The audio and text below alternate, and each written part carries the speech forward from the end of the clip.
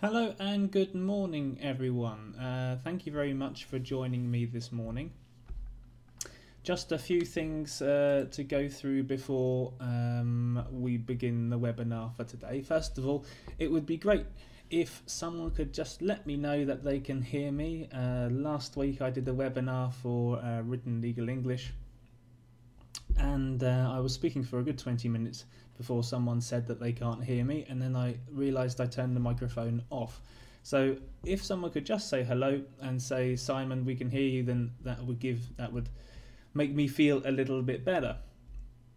So my name's Simon, I'm from writtenlegalenglish.com, and today we're going to have a look at how to write effective legal English emails.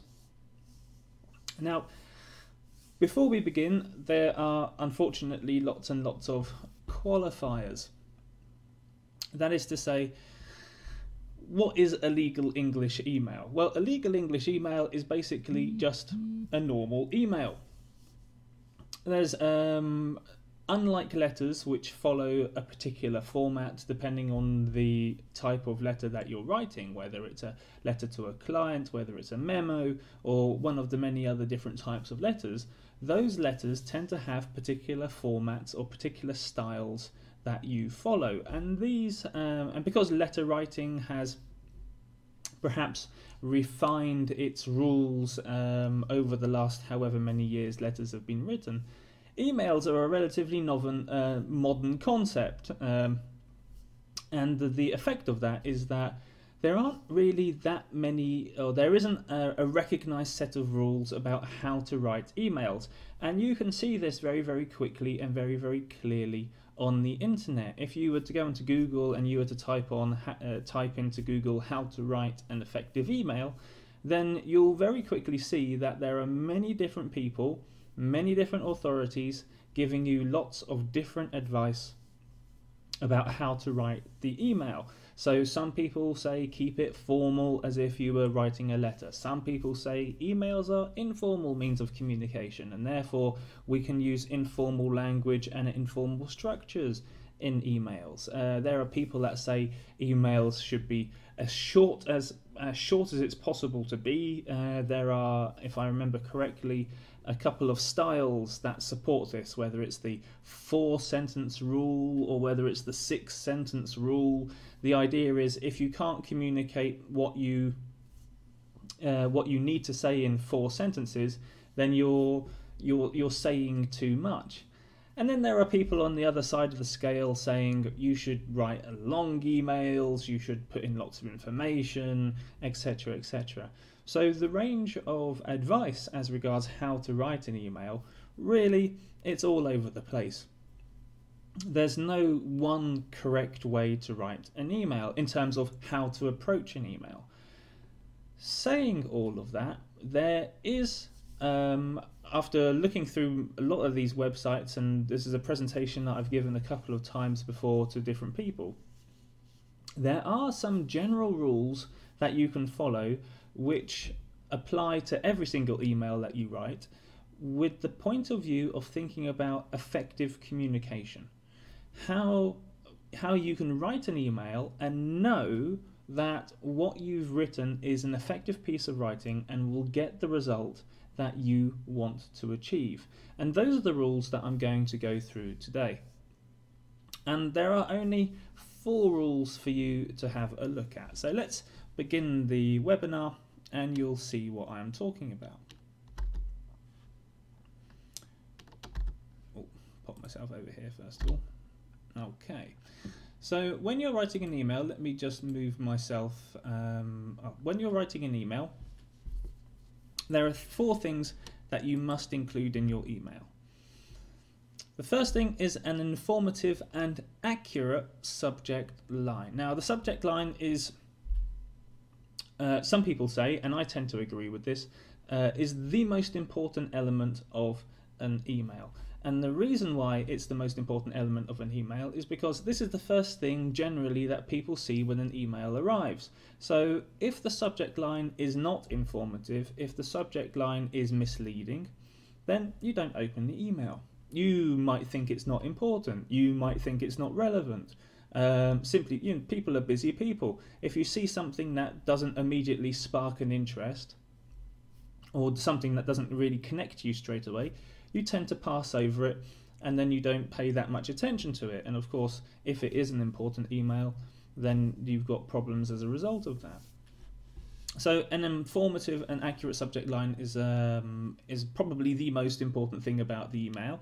But in the body of the email, we need an appropriate salutation and ending. Now, different people feel different ways about appropriate particularly about the salutations and about the endings as well. We'll go into more detail about that, but the salutation is how you address the person that you're writing to, whether it's "Hi Simon," whether it's "Simon," whether it's "Dear Simon," whether it's "Dear Mr. Porter," whatever it might be. The salutation is how you address people. Of course, you've got to include the reason why you are writing. We'll go into more depth about how to do this in the best way. And what do you want to happen? You write an email for a reason. And that reason normally is, not always, sometimes you write an email just to inform someone about something, but generally you write an email to get a response of some kind. And it's the phrasing of this which is really, really important. And in my experience, there are a number of mistakes which are made when people ask for something to happen, but they don't really ask for it in a very, very good way. Or it could be rather an indirect way or an inappropriate way of asking for the things to happen. So these are the 4 rules that I'm going to have a look at today, which will, if you follow these rules and if you work with me through this webinar, then afterwards, hopefully, when you write an email and you bear these rules in mind, you'll write an effective email that will get the result that you need. Okay, just before I begin, let me just move myself over a little bit, just so I don't block up any of the text. There we go, just pop myself over there. Okay, so let's begin. Subject lines.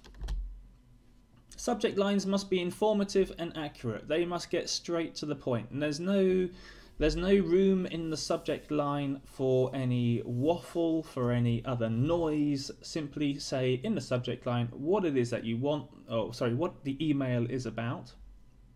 And make sure that when you're writing the subject line, it's got to be accurate. There's no point, or certainly you'll lose a lot of trust in the person who receives the email if you write an email, a subject line, which isn't accurate. And also, if the subject line isn't accurate and in fact the person reads that subject line and doesn't open the email because the subject line isn't accurate, well, that's the fault not of the recipient, not of the person reading the email, but of the person who sent the email.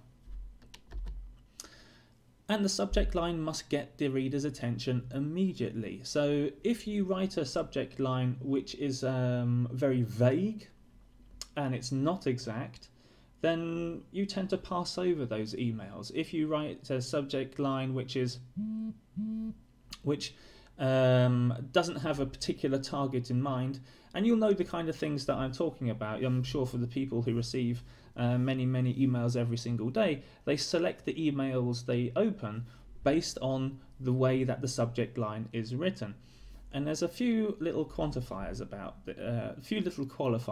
this, but let me just go through a few examples of what are bad subject lines and what are good subject lines. Bad examples would be subject lines such as meeting or the merger. These tell us nothing. Absolutely nothing. There's nothing in this subject line that makes me want to open up the email. I don't know what's going on. I don't know who's involved. I don't know how important it is for me. I'm a busy person, don't have much time. Why should I open up this email? And there's no point contacting me in 2 hours' time saying, why didn't you have a look at my email? It's because the subject line didn't tell me that I should open up the email. Why should I open up an email that just says meeting? Why should I open up an email that just says the merger? I do, as I'm sure within the area of law, many mergers, many things are happening at the same time, multiple meetings going on. So a one-word subject line like this isn't really any good to anyone. So what would be a better alternative? Better alternatives would be details. So meeting, but not just meeting, but the name of the meeting, the time of the meeting, the day of the meeting, with who. So you could say meeting regarding XXX, 8 o'clock Monday with our new client, for example, something like this. Now, the subject line is around about, let's say, 15 to 20 words long. But people generally can deal with information up to about 25 words. So if you see a subject line come in with about, let's say, about 10 to 15 words on it, you can generally process that within about 1 to 2 seconds. And in that 1 to 2 seconds, you'll quickly see what the email is about based on the subject line. And that is the key to a good subject line. You can tell what the email is going to be about. You've got a great idea of what it's going to be about based on a 1 or 2 second review of the subject line. Secondly, the merger.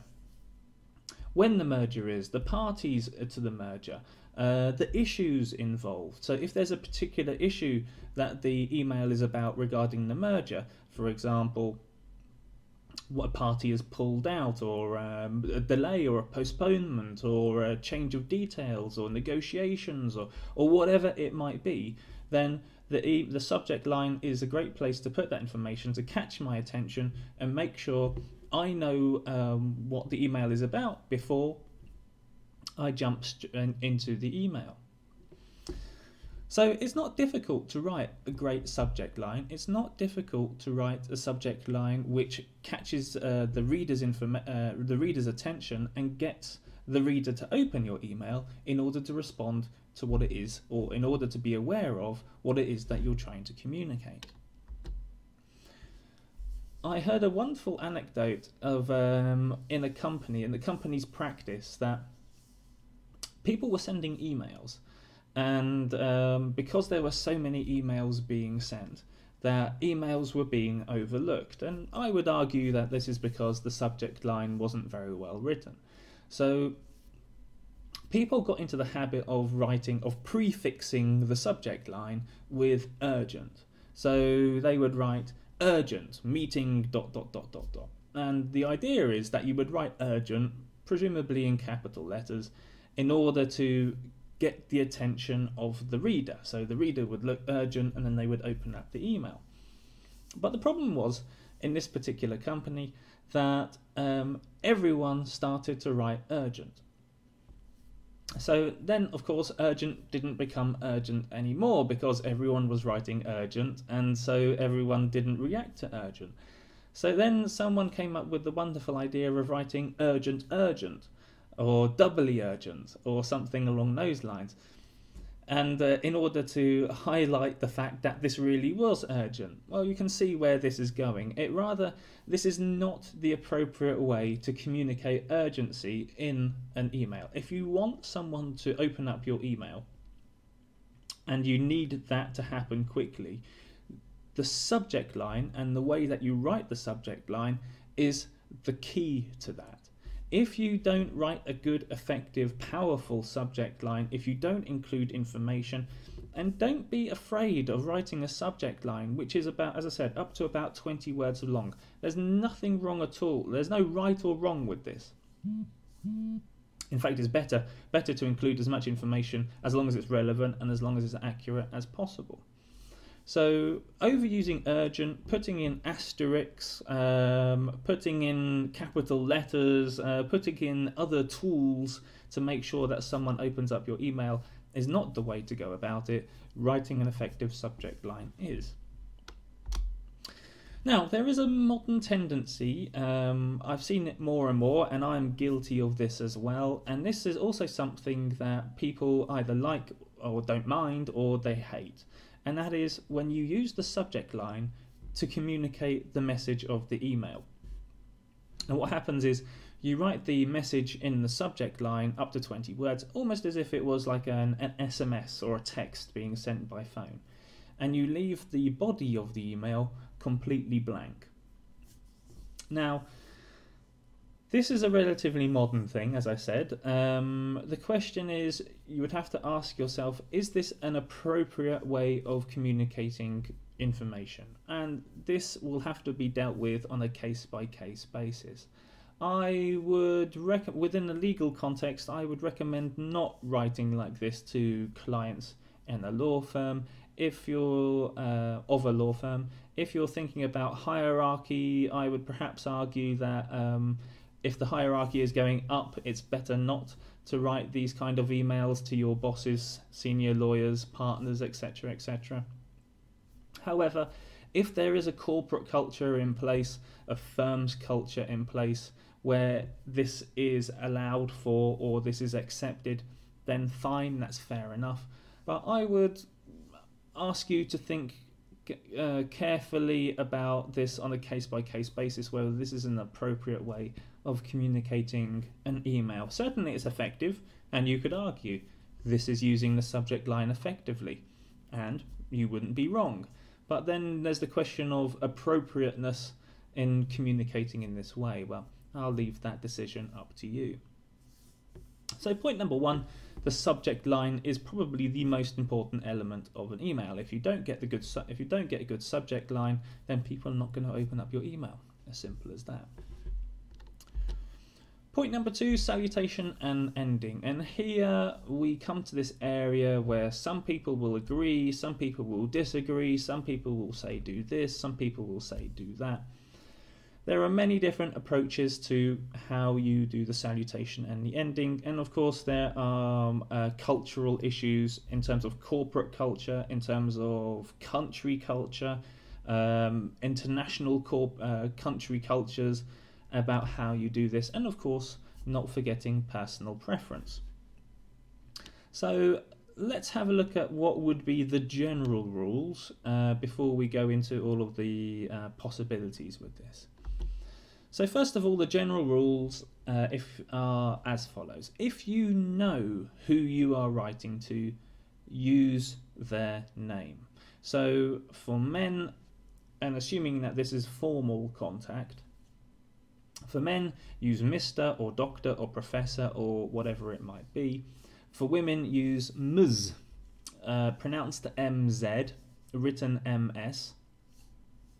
That's if you don't know if you don't know the marital status. If you know the marital status of the woman that you're writing to, then use Miss or Mrs.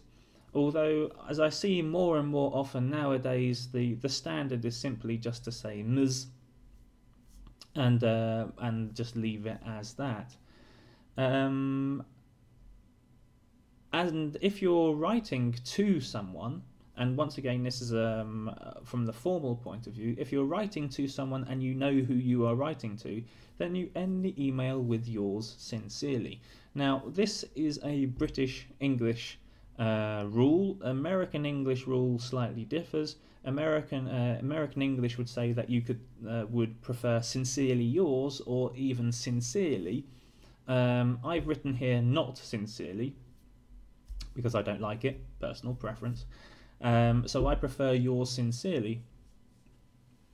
But of course, the decision would be up to you. If you're working in a company with an American corporate culture, then follow the rules as suggested by that corporate culture. Otherwise, if you know who you're writing to, use the ending yours sincerely or sincerely yours.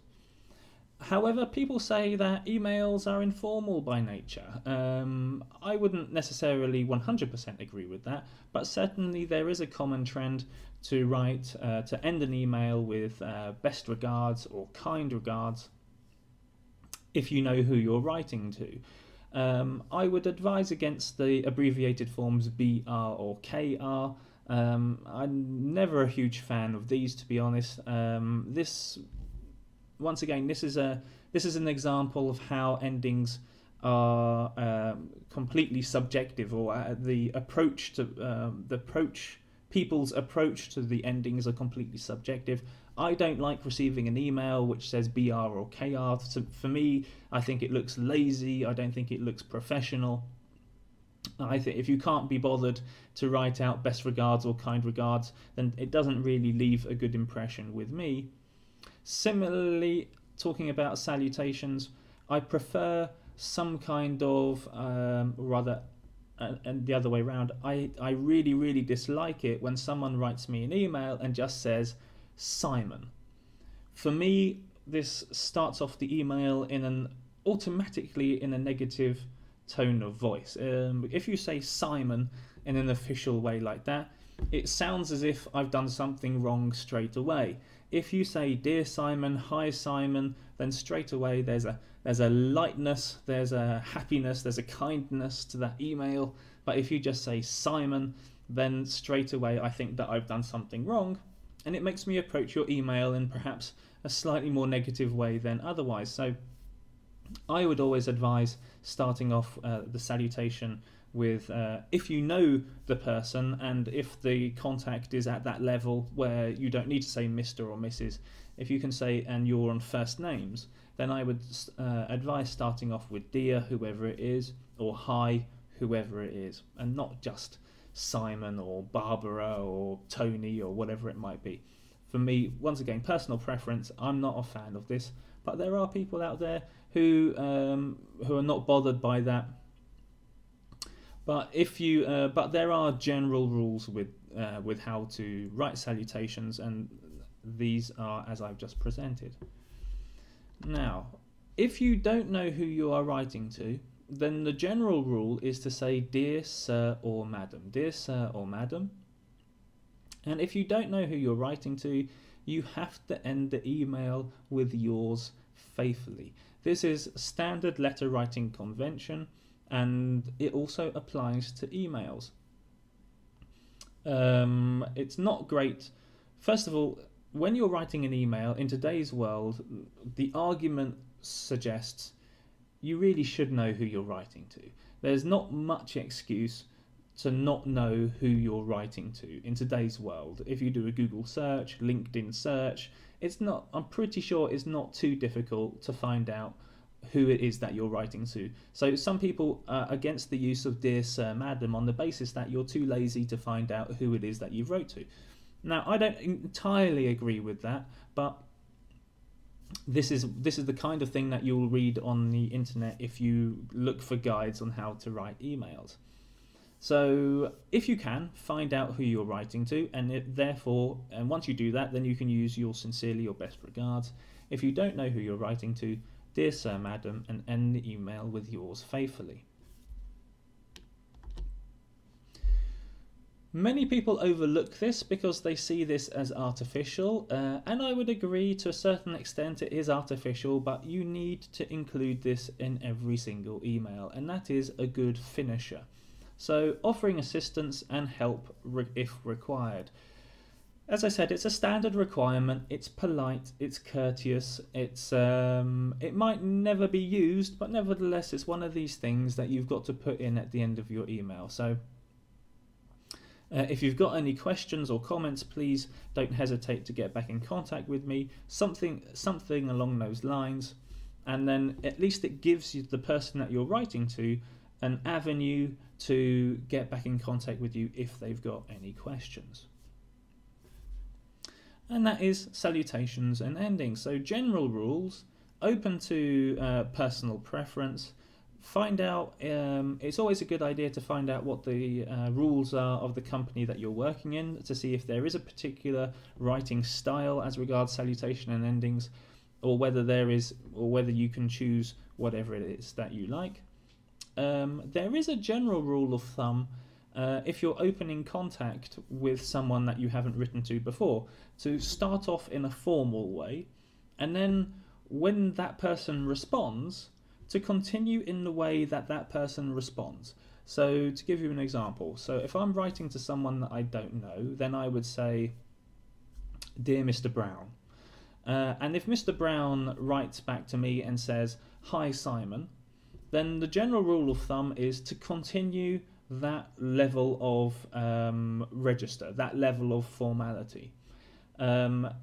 Because then you're giving the person that you're writing to the ability or the possibility to set the rule on the level of formality or the level of register. And you should respond in kind. If you write Dear Mr. Brown and they write back and they say Dear Mr. Porter, then those are the rules, and then maybe after time, if there's a continuing email exchange backwards and forwards, then perhaps it would get a little bit more informal, but always respond in the same way that to the person who writes you an email if you start the email exchange. Now, there might be the situation where emails are being sent backwards and forwards very, very quickly, almost as if you're having an email conversation of some kind. In that case, certainly in my experience, the rule tends to be that you don't need to include salutations and endings in that circumstance. So I send an email to someone, they respond back within, let's say, 30 seconds. I respond to them in another 30 seconds. So it's as if we're having a conversation. At that point, if that's the situation, if that's what the email is doing, then I don't see the need at that point to include salutations and endings until you get to the final email in the exchange, and then you can sign it off with an appropriate ending. So that's just the application of common sense. Saying that, as I just said, you have to respond in the way, you have to follow the person's lead who's responding to you. So even if there is an email exchange and that person still is using salutations and endings, then follow the lead and use salutations and endings. But if that email exchange continues without salutations and endings, then to go ahead and use that format. The third thing to remember when you're writing emails: why are you writing? Sounds really obvious, doesn't it? But you'll be surprised. The problem with emails is that people think about or approach emails in a slightly different way to the way they approach letters. When you're writing a letter, in an ideal world, you plan the letter, you think about what you're going to say, you structure the letter, and then you begin the process of writing the letter, and then you maybe do a redraft or several redrafts before you come up with the final letter. And this would be the process with writing memos or other legal documents. Emails happen a lot faster than letters, so people don't go through the same analytical process of planning an email. And so it very often happens that you write an email quickly, very often without thinking, which is why emails are really, really important from my point of view as a proofreader and as a teacher, because this is where most of the mistakes happen.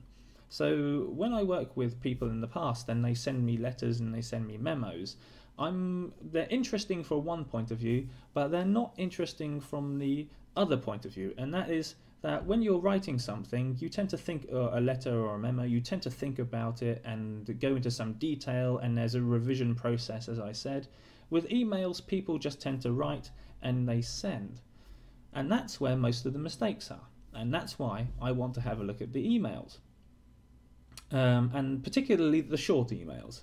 For the emails which are 1 or 2 paragraphs or 1 or 2 lines, there tends to be an amazing amount of mistakes that you can make in a couple of lines. And this isn't just for non-natives, this would be applicable also to natives as well. When you're not thinking about what you're doing, you tend to make mistakes.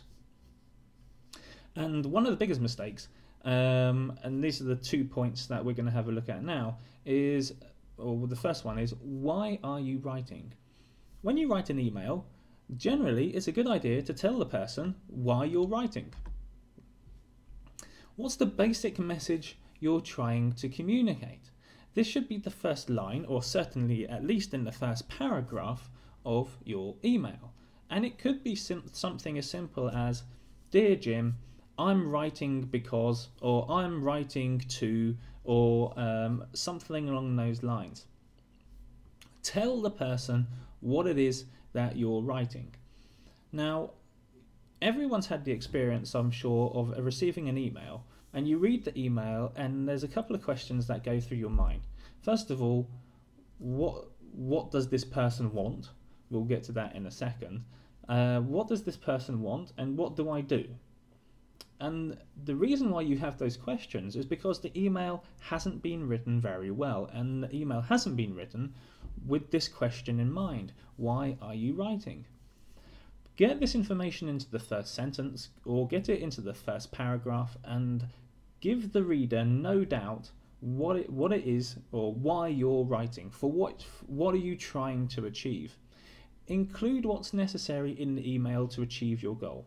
No more, no less. So in other words, stick to the point. Don't go waffling on and on and on. Don't go including lots of different information into the email that you think might be necessary. Just keep the body of the email, just keep it on track. Keep it, write the email in a way that you want just the bare necessities, if you will, for the person to read the email, understand what's going on, and react. And one way we can do this, of course, is to remember the sentence rules that I presented in the video a week or two ago.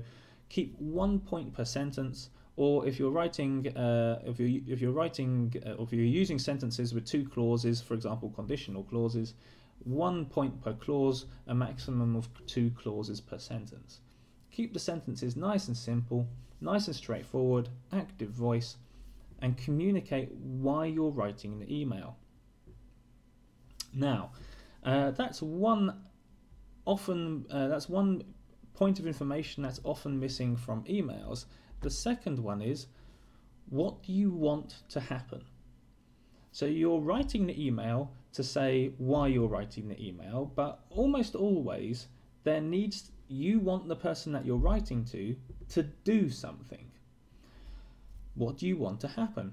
And there is a very, very simple way to request people to do something. We have a wonderful form in English for this by using questions, or by using directions. And normally we would use the indirect voice to do this. So, could you please send? Can I ask you to? Would it be possible for you to? Etc, etc.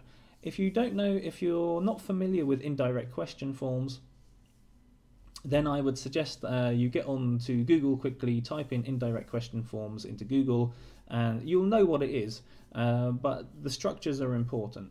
And the structures are important because, first of all, it's a clear question.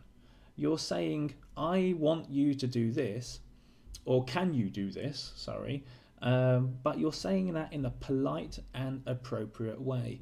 If you're using direct questions, do this, send me, write this, then in English these come across as quite rude, and of course they might have the effect of upsetting the reader of the email.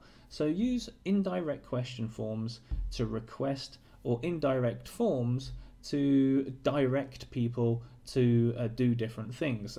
So for example, can I ask you to ... Now, there's lots of different ways to communicate politeness in English, and indirect question forms is a fantastic way to ask someone in a polite way.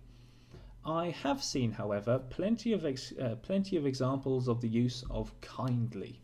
Now, I am not a fan of kindly, for a number of reasons. First of all, it's rather archaic. It's a little bit old-fashioned.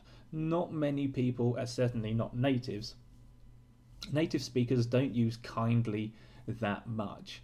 I've seen, certainly the trend in Poland is to use kindly quite a lot. I couldn't tell you about other countries, but kindly is seen as a polite form in English, and it's, in my opinion, overused.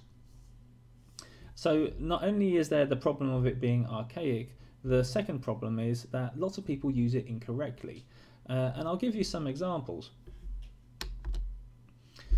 I am kindly sending you an invoice for payment. Now, kindly is an adverb, and adverbs modify verbs. So what you're doing here is you're modifying the verb sending by putting kindly before it. So from a pure grammatical point of view, how are you sending the invoice for payment? I am sending the invoice for payment in a kind manner. This, of course, makes absolutely no sense whatsoever.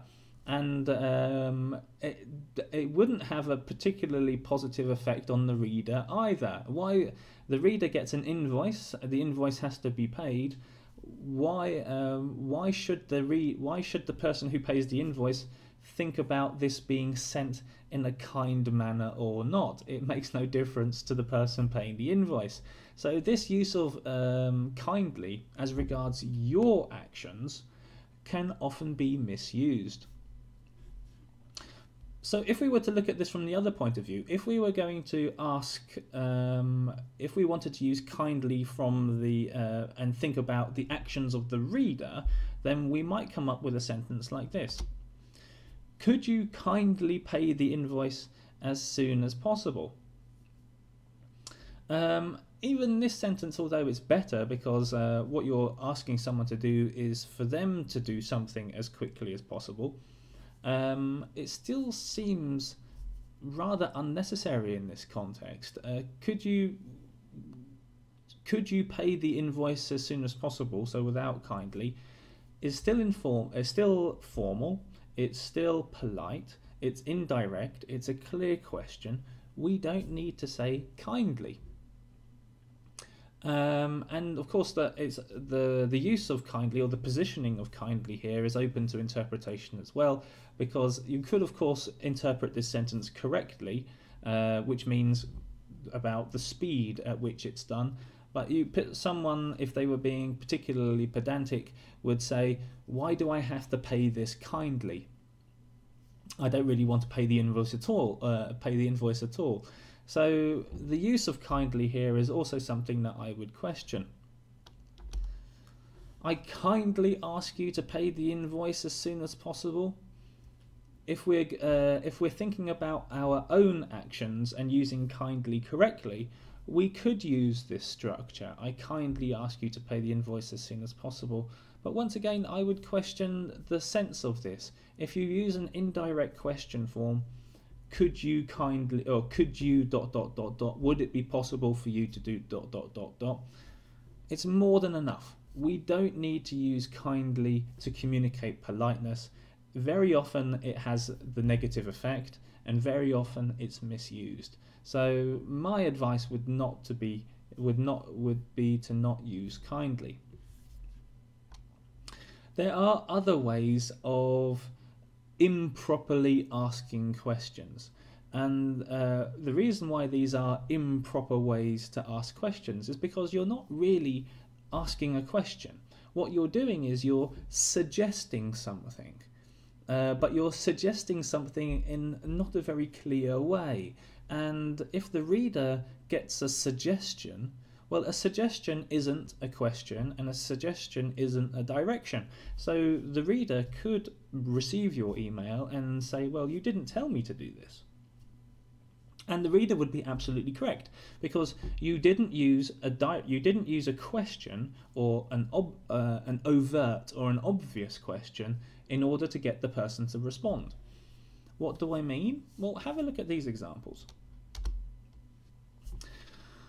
I would appreciate it if. Now, I'm really not a huge fan of this. I would appreciate it if.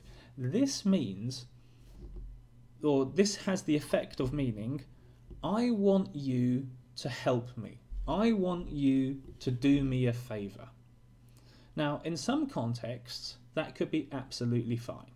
But in other contexts, for example, paying the invoice, I would appreciate it if you could pay this invoice. In other words, I want you to help me by paying this invoice, or I want you to do me a favour by paying this invoice. This is not an appropriate question. This is not an appropriate direction.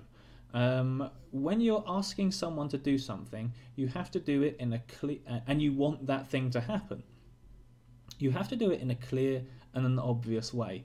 And hiding behind a non-question, which is what this structure does, is not a good way to communicate clear questions or clear direction. I'm not a huge fan of "I would appreciate it if." Every time I try to correct this with someone, I meet resistance. People always say to me, "But this is what people say." And I always respond to them saying, "So if someone else does it wrong, do you have to do it wrong as well? Or if someone else does it incorrectly, do you have to do it incorrectly as well?" Of course, you could use the opportunity to set the standard and to say something correctly. I'm not a huge fan of "I would appreciate it if." As I said, there are contexts which it is correct, where you do need help and you do need a favour, in which case there's not a problem. But generally speaking, you write in a way that you want someone to do something, and "I would appreciate it if" is not the structure to use in that case. "May I remind you that the payments are overdue?" What is this? This isn't a question. This isn't a call to action. This isn't "I need you to do something." This is just a statement that you hope I understand what it is that you're trying to say. In other words, you're writing this sentence in the hope that I see the action that needs to be done. This isn't obvious, or rather it might be obvious, but it's easy to ignore because it's not a clear question. If I received an email that said, "May I remind you that the payments are overdue," I could ignore that email and then wait for the person to get in contact with me, and that person would say, why didn't you make the payments? And I could quite legitimately say, "Because you didn't ask me to." Because this isn't a question. This isn't a direction. This is a statement of fact. And statements of fact do not generate responses in a very efficient way. So if you write something like this and you hope that someone will see the question, this is really poor communication, and I would advise you not to do that. Once again, use an indirect question form precisely and clearly to get the effect that you want. Similarly, "So far we haven't received payment." Where's the question? What do you want me to do? I know what you think I should do, but if you haven't asked me a question, why should I do that? "Please find the details of our bank account below." Once again, I can see what it is that you're trying to ask me to do, but you haven't asked me a question. What should I do with this? Should I send you the money? Well, obviously you want me to send me the money, but you haven't asked me in a very direct way or a very obvious way, so I can ignore that one. For me, it's not so much of an important issue. So these are four examples of non-questions that people, or these structures which people use in order to get other people to do something. But as I said, these are not very effective ways of communication.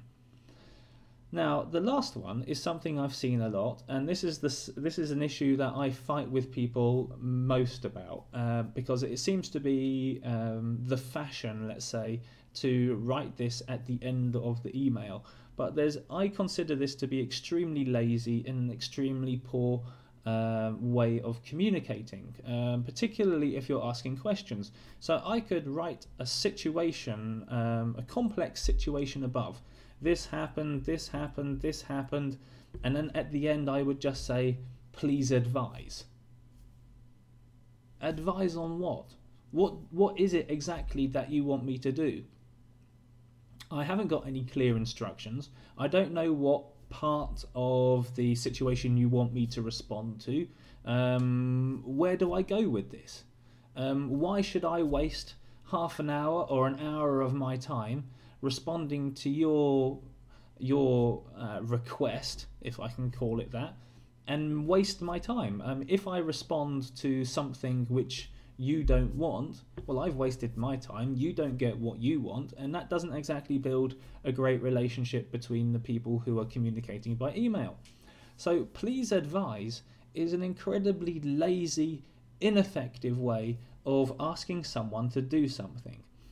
if you've got a situation, whatever that situation might be, then at least you should take the time to communicate the call to action, what you want to happen, using clear questions or directions, using indirect question form, and use that indirect question form to be specific. Could you please tell me about this, or explain this situation in more detail, particularly ... Could you please send me the pay the invoice by tomorrow lunchtime at the latest? Specific pieces of information that I can respond to, but more importantly, that you can follow up on. So if you write a question and direction clearly, in a way that can't be ignored, that in a way that can't be misinterpreted, then you've protected yourself. You've defended yourself against any future problems, because you can quite clearly show the email, and you can see you can explain, I quite clearly said I need this to happen. You can see the question, and then there's really no argument. But if you have that discussion and you say, I wrote, may I remind you that the payments are overdue, then this is a pretty a weak basis to defend your position that you asked someone to do something. So this is really why indirect question forms, as regards what you want to happen, are so important. Okay, so let's just move back quickly, all the way back to the beginning, because I didn't prepare the last slide. So by way of recap, things that you must include: an informative and accurate subject line. If you don't, no one's going to, few people are going to open up your email. An appropriate salutation and ending. This comes down to personal preference or corporate style, but if you get this wrong, then you can end up upsetting someone. The reason why you are writing, explain quickly. I'm writing because, or I'm writing in response to. Whatever it is, get it into the first sentence, or the first paragraph at least, and make it clear. There has to be a reason why you're writing the email, and communicate that to the person who will hopefully read your email. And then lastly, explain very clearly, politely, formally, using indirect question forms, what is it that you want to happen. And if you do that, if you include all of those 4 elements in your emails, you then start to write effective emails which get responses. Okay, well, thank you very much for following me today watching this webinar. If you have any questions at all about what I said, or about indirect question forms, or if you disagree with anything that I said, or want more clarification about anything that I said, then please leave a comment below this video, or leave a message on my Facebook page or YouTube channel, and I'll get back in contact with you. Enjoy the rest of your day, and I'll be back with another webinar soon.